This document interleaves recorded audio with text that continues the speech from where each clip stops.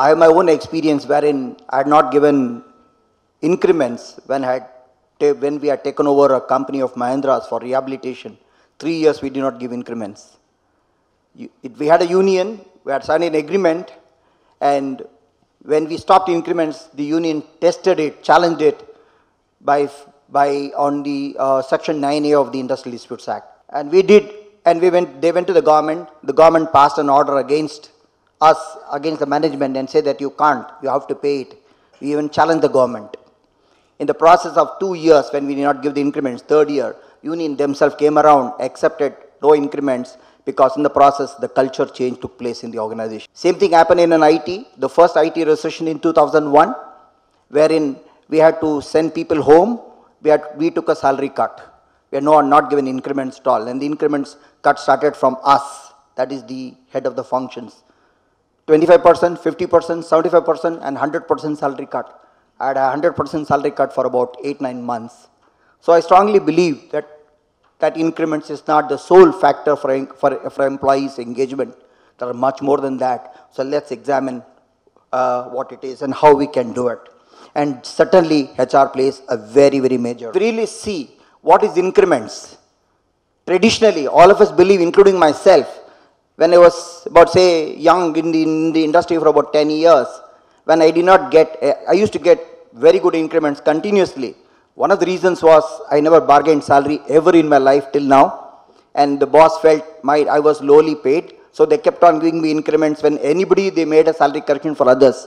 When I got habituated to that, and one particular year, when there was a manufacturing slowdown, when I was given less increments, I went and contested why I have not got my increments. I worked very hard and I've done so much. I gave a big dobby list of actions. I learned, coming to the other side of the table, I stopped giving increments over a period of time. So I really found increments, what we get used to is monetary terms, is economic turbulence. It's impossible to continue to give it. Even yesterday night, I was in my office up till 11 o'clock because it's an increment season. 4,000 letters have to go yesterday. And we have given some, we have not given some, and so many issues. I strongly believe increments, what we used in financial terms, really is temporary. What we need to give to employees is incremental value.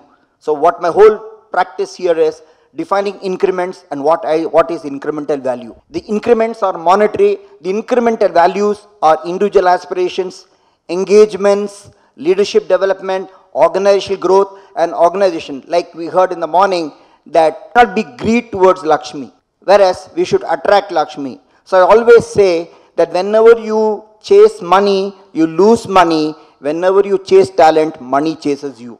So that is what I intend to do. That's what I have done also to myself, to my nephew, niece, and to my employees. I found that's long value. I still believe in where organizations have worked. When we have done this, I had an association called Officers Association. First of all, I dissolved Officers Association. I said, I don't accept it at all. I don't accept Officers Association. Then they gave the defense. Whenever they had issues, I was on the floor along with them. The next issue was the union. And we had a tough fight with the unions. We even had terminated the presidents and the secretary. In next 1.5 years, immediately from IR situation, we moved to HR situation, and the union elections took place. They decided we don't need a union in this organization. So my learnings from my gurus, my mentors, and several other performances go for the non-incremental that adds value to the people. Now what the monetary increments are just satisfiers. It's just for the current. It can never ever satisfy. When 2001 it took place, we never gave increments. And we did not have attrition at all. Believe it, it was an IT company.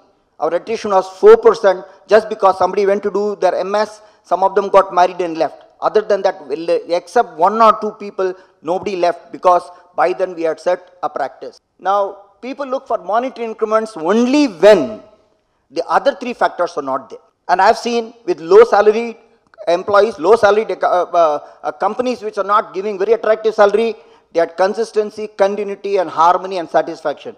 Highly paid salaries did not have employee satisfaction. So I've seen. So it's very, very clear.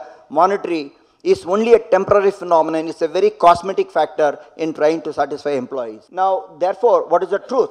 The monetary increments are just cosmetic. Let's find out what is the non-cosmetic one. The other one which adds is the non-monetary incremental support, that value to people is that people development, nourish synergy towards a good performance, which most of the speakers this morning and several people, including Ramana, everyone they pointed out, it is exactly on that. I'm very, very sure. I presented papers on recession in India and overseas. And first time in recession, spelling of recession was not known in Dubai. And I made a presentation there. The message was very clear. Recession is going to be on. It was said that this is the worst recession next to 1920. And this recession has surpassed even 1920, which was only 2.5 years. This recession has taken 4 years. So it will continue to happen. Recession is nothing but an onset of the economic imbalances that has been created, either because of the production, or because of the economy, or because of performance, super performance, or non-performance. So it's a readjustment. So this is going to happen. That being the case, how do we adjust ourselves in trying to give an increments, which we don't? The economic turbulence does not give us the power to give that type of monetary increment. This promotes good performance, promotes harmony in the team and for the organization, and provides growth for the individual and the organization. So this is the premise. So if you really see what are the 4 quadrangles, is the individual aspirations, functional aspirations, that is my HR function. Am I passionate? Am I giving value to my HR people? Is my HR people finding growth after me? And several others. That's the aspect. And team aspirations. Am I giving the leadership development? Am I giving the harmony for the team? Am I integrating the cross functions? And ultimately the organizational aspirations. Organization have got aspirations from people. We have aspirations from them. So ultimately this keeps on working continuously. This excites work. This is the excitement which the work demands. So it's just not the money. Money is only a small factor. And this happens around the team. And how does it happen? This keeps on revolving. What is one? The first one or the right side corner is not the first one. This has to keep on happening, and this will keep on rotating. Now coming to the next one, we go to the individual aspirations. What are the individual aspirations? Look for collaboration. People are looking for collaboration within the function, across the function. Ultimate purpose of engagement is to connect an employee with the function, with the job and the organization. So we try to do all that. And the HR people desire to develop efficiency and effectiveness in their work across all functions. Therefore, it is very, very correct that when Soman said this morning, why the growth of HR? The growth of HR has to understand the business and the technology, then integrate the HR that supports the business. That's how it will become a business HR. Otherwise, we cannot be a professor of HR in an organization that does not add value to the organization or its people. We need to enhance the employability. When people have joined the organization, they come on employment and they lose jobs. I had a very painful job, like Prabhakar said in the morning, when we had to downsize in 2001. The only secret I learned, it was a very painful exercise for me. It gave me sleepless nights. I thought, what is possible? Then I wrote the first article at that point of time, how to increase employability. Me as a HR person learned with several other technocrats how to increase the employability. What's the key so that they can be renewed, replenished for the new needs, new technology, new demanding situations, and if necessary salary cuts or salaries can be given by them and decided by them, like the Maverick example. So in this process, we found that attrition was reduced, longevity of people in the organization got enhanced, and it also helped the growth of the organization, and the chairman and the technologists were very happy on the process of HR supporting the business. So it's very key is to improve the employability and convert person into personality. It's a phenomenal exercise for us to convert every person who's there into an organization is a person. We need to try to find out how to convert them into a personality, and we learn from them. There are excellent people who don't have the job skills. They are moderate in the job skills, but they have tremendous fusion skills. They know how to bring people together through the employee delight activities. They can be used there, use the best potential. So we see in a population, easily we get 30 to 40 people, 30 to 40% of the people who had fusion abilities. So that's a very helpful one.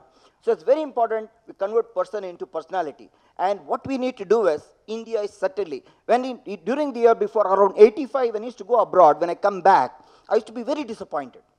Why I used to be very disappointed? My family used to ask me, are you losing the luxury what you saw in the Europe?